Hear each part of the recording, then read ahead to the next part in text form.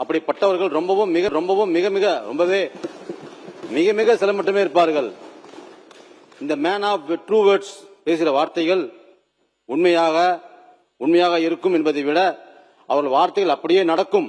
உண்மையின் அடிநாதமே சத்தியம்தானே. சத்தியமான வார்த்தைகளை பேசுகிற போதுதான் அது நடைமுறையிலும் சாத்தியமாகிறவா இருக்கும். அப்படிப்பட்ட மேன் ஆஃப் ஃபியூ வேர்ட்ஸும் நம் வெற்றி தலைவர் தான். மேன் ஆஃப் ஸ்ட்ராங் வேர்ட்ஸும் நம் வெற்றி தலைவர் தான். மேன் ஆஃப் ட்ரூ வேர்ட்ஸும் நம் வெற்றி தலைவர் தான். ஏன் இவ்வளவு ஆணித்தரமாக சொல்கிறேன் என்றால் 1949 அரசியல் கட்சி ஆரம்பிக்கப்பட்ட போது என்ன அதிர்வு தமிழ்நாட்டு அரசு ஏற்பட்டதோ அப்படி ஒரு அதிர்வை தமிழ்நாட்டில் ஏற்படுத்துவோம் என்று அறிவித்தார். அது மட்டுமல்ல, 1972 ஆரம்பிக்கப்பட்ட ஒரு அரசியல் கட்சியை போல எங்கள் தமிழக வெற்றி கழகமும் வரும் என்று சொன்னார். 1967 அறிஞர் அண்ணா அவர்கள் ஏற்படுத்தியது போல 1977 புரட்சி தலைவர் எம்ஜிஆர் அவர்கள் ஏற்படுத்தியது போல ஆட்சி அதிகார அரசியல் மாற்றத்தை 2027 எங்கள் தமிழக வெற்றி கழகம் ஏற்படுத்தும் என்று கம்பீரமாக அறிவித்தார். அதைத்தான் வாகை சூடும் வரலாறு திரும்புகிறது பிரகடனம் செய்தார். ஓட்டுக்கு ஒரு பைசா கூட கொடுக்காமல் 35% வாக்குகளை பெறுவோம், உறுதியாக ஆட்சி அமைப்போம் என்று அறிவித்தார். அதற்கு காரணம் நம் வெற்றி தலைவருக்கு தன்னுடைய நேர்மை மீதும் மன உறுதி மீதும் நம் மக்கள் மீதும் இருக்கும் அசைக்க முடியாத நம்பிக்கைதான். இது ஏதோ எங்கள் தலைவர் போலதற்காக சொல்லவில்லை, நடந்ததை இந்த நாடே பார்த்தது. நம் தலைவரே சொல்வது போல தில்லா கெத்தா தனியா நின்று வென்று காட்டினார். அதைவிட முக்கியம், தமிழ்நாடு அரசியல் வரலாற்றில் கூட்டணி ஆட்சி அமைப்போம், ஆட்சியிலும் பங்கு அதிகாரத்திலும் பங்கு என்று அறிவித்தார். அன்று அவர் அறிவித்த போது அனைவரும் ஏளனமாக பார்த்தார்கள். ஆனால் இன்று அதையும் சாதித்து காட்டியுள்ளார். அன்று ஏளனமாக பேசியவர்கள் வாயடித்து போய் உள்ளனர், வயிற்றெரிச்சலில் உள்ளனர். மக்கள் காசை ஒரு பைசா கூட தொடமாட்டேன், தொடவும் விடமாட்டேன், தொட்டாலும் விடமாட்டேன், இதற்கு முன் தொட்டவர்களையும் விடமாட்டேன் என்று சொன்னதை இன்று எல்லோரும் மனப்பாடமாக சொல்லி தொடங்கியுள்ளனர்.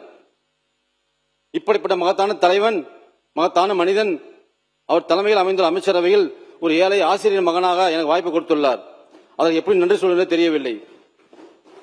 25 ஆண்டு காலமாக அவர் நிழலாகவே இருந்து வருபவன் என்று சொல்வதில் மிகப்பெரிய பெருமை, மிகப்பெரிய அங்கீகாரம். அவரிடம் விசுவாசத்தை கற்றேன், அவரின் வெற்றியிலும் அடக்கத்தை கற்றேன், அதைவிட அவரிடம் நேர்மையை கற்றேன். என்றைக்கும் அவரது கண்ணசைவில் இயங்குபவன் என்று சொல்லிக் கொள்வதில் எனக்கு பெருமையே. நான் ஆரம்பத்தில் எங்கள் தலைவரிடம் சேரும்போது BA வரை படித்திருந்தேன், பிறகுதான் MCOM படித்தேன். அது மட்டுமல்ல, எங்கள் தலைவருக்கு உறுதுணையாக இருக்க இன்னும் கற்று தேர்ச்சி பெற வேண்டும் என்பதற்காகவே MBA படித்தேன், ML படித்தேன். இத்தனைக்கும் எனக்கு உறுதுணையாக இருந்தவர் எங்கள் தலைவர் தான். இங்கே அவசியம் இன்னொன்றை குறிப்பிட்டாக வேண்டும். எங்கள் குடும்பம் பூர்வீகம் திருப்பூர். நான் பிறந்து வளர்ந்து படித்ததெல்லாம் திருப்பூர் பகுதியில் தான். எங்கள் குடும்பம் ஒரு பெரிய குடும்பம் இருந்ததால், என் தந்தை அரசு பள்ளி ஆசிரியர் இருந்ததாலும் அந்த வருமானம் போதாமல் இருந்தது. நான் ரேஷன் கடைகள் நம்பித்தான் வாழ வேண்டிய சூழ்நிலை. அன்றைக்கு ரேஷன் கடைகளுக்கு வாசலில் வரிசையில் நின்று பொருள் வாங்கியதை இன்று ரேஷன் சம்பந்த அமைச்சராக இருந்து சொல்கிற போது ஞாபகம் வருகிறது. பழைய நிலைமை இன்னும் மறவாமல் இருக்கிறது என்று சொல்லவே சொல்கிறேன். வறுமை வாழ்வின் பலவீனம் அல்ல, வறுமை எப்போது முன்னேற வேண்டும் என்று சொல்லித் தருகிறது ஒரு பேராசனம். என் தாய், என் தந்தை, என் சகோதரிகள், என் நண்பர்கள், ஆசிரியர்கள் எனக்கு வறுமையிலும் நேர்மையை சொல்லித் தந்தார்கள். அதன் பிறகு சென்னை வந்து எங்கள் தலைவரிடம் வந்து சேர்ந்த பின் எங்கள் தலைவருக்கும் அவர் தந்தையாருக்கும் எனக்கு நேர்மையை கடைபிடிக்க காரணமாக இருந்தார்கள்.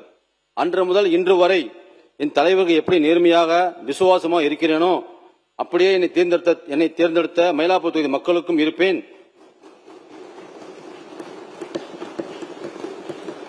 வாக்கு கேட்கிற போதே இதை சொல்லித்தான் வாக்கு கேட்டேன்.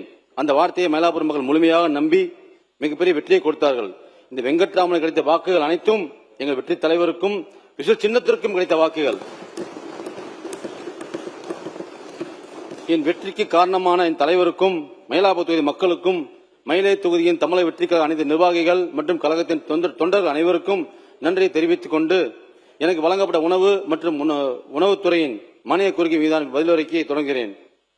மாண்புமிகு பேரவைத் தலைவர்களே, நான் இந்த துறையின் அமைச்சராக பொறுப்பேற்ற நாள் முதல் இன்று வரை மாண்பு முதல்வர் அறிவுறுத்தலின்படி காஞ்சிபுரம், செங்கல்பட்டு, மயிலாடுதுறை, நாகப்பட்டினம், தஞ்சாவூர், திருவாரூர், தென்காசி, தேனி, கடலூர், கிருஷ்ணகிரி, திருச்சி ஆகிய 11 மாவட்டங்களில் உள்ள நேரடி கொள்முதல் நிலையங்கள், திறந்தவெளி நெல் சேமிப்பு மையம், செமி கபோர்டு குடோன், தமிழ்நாடு நுகர்வோர் வாணிபக் கழக நவீன அரிசி ஆலைகள், தனியார் நவீன அரிசி ஆலைகள், நியாய விலைக் கடைகள் மற்றும் இத்துறையால் அத்தியாவசிய உணவுப் பொருள் வாங்கப்பட்டு வரும் அங்கன்வாடி மையங்கள், அம்மா உணவகங்கள், சமூக நீதி மாணவியர் விடுதிகள், பள்ளிகளில் காலை உணவு திட்டம், மதிய உணவு திட்டம், இலங்கை தமிழர் மறுவாழ் முகாம்களில் கலாயை மேற்கொண்டு விவசாயிகள், மாணவியர்கள், பணியாளர்கள் மற்றும் பொதுமக்களிடம் கலந்து ஆலோசித்து கோரிக்கைகள் கேட்டறியப்பட்டு அதற்கு தீர்வு நடவடிக்கை மேற்கொள்ளப்பட்டு வந்தது.